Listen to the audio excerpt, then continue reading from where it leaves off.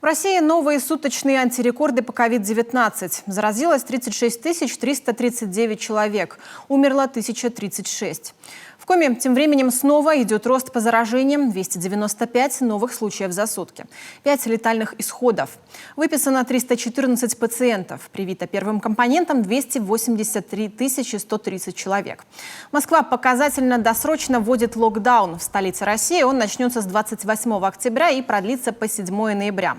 Приостанавливается работа предприятий и организаций сферы торговли, услуг, общественного питания, спорта, культуры, отдыха, развлечений, кинопоказа и других, за исключением продажи лекарств, продуктов питания и иных товаров первой необходимости. В детских садах и школах объявляются каникулы.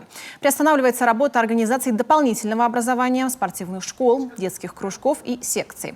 В связи с введением домашнего режима с 8 ноября для пожилых москвичей в возрасте старше 60 лет и хронически больных граждан приостановлен бесплатный проезд в общественном транспорте. А в Коми с сегодняшнего дня заработала система QR-кодов при посещении мероприятий. Штамм, который сейчас циркулирует, дельта, он очень тяжелый. То есть период от начала заражения болезнью до госпитализации в стационар порой, он очень короткий. Поэтому, чтобы прервать цепочку, нужно сделать две вещи. Первое – это вакцинироваться большему числу людей, то есть достигнуть 80% от взрослого числа жителей Республики Коми. Второе – это ограничительные мероприятия.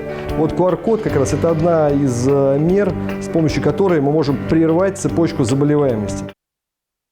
Напомним, QR-код нужен тем людям, которые собираются на культурно-массовые и спортивные мероприятия.